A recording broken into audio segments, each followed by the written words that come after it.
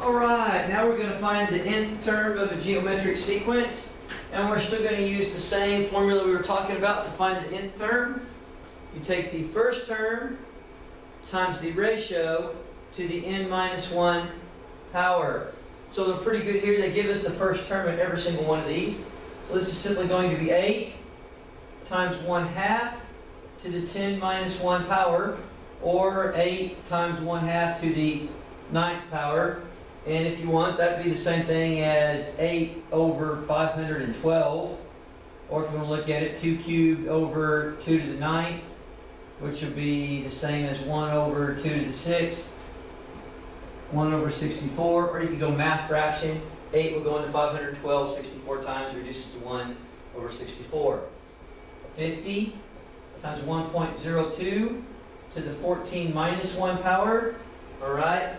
I would just simply go to my calculator and type this one in, 50 parentheses 1.02, hit my little caret button for the, and then I would do that in my head, because 14 minus 1 is 13, basically to the 13th power, and you're going to end up with 64.680. Just trying to make sure I got that as a decimal point or a comma on my paper here as I'm looking at it.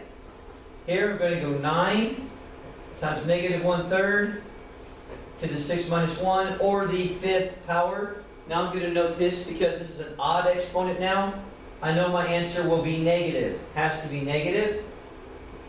And basically, if I was to work this out, it would be 9 over negative 9 over 243, which will reduce to negative 1 over 27. And if you wanted to, that's the same as 3 squared over 3 to the 5th, and basically that would end up giving me 1 over 3 to the 3rd, hence the 27. On this one here, the first thing I have to do is find the ratio. The ratio is not given. I can find the ratio by taking 21 divided by 7.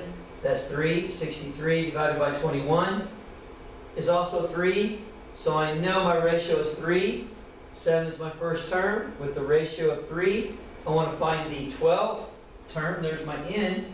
So it'll be 12 minus 1, which basically would be 7 times 3 to the 11th power, which if you happen to taking that out, which would be 7 times 177,147. But I've probably gone straight to the calculator, put 7 parentheses 3 to the 11th, use my little caret button. That would have made it pretty easy. And then that would have given me 1,240,029. Contrary to popular belief, I cannot do that number in my head. All right. And then this last one, I don't know the R, but 30 divided by 5 is 6. 180 divided by 30 is 6. So I know the ratio is 6. So if the first term is 5, I'm going to go to the 6th power. That's my ratio. And I'm going to go to the 6 minus 1, which is basically the 5th power. So basically I have 5 times 6 to the 5th power. And if you want 6 to the 5th power is the same thing as 5 times 7,776, for a total answer of 38,880. But basically to find these, you need the first term, you need the ratio, and you're going to take it to the n minus 1 power because the first term is considered, I guess that first n, which is the first n.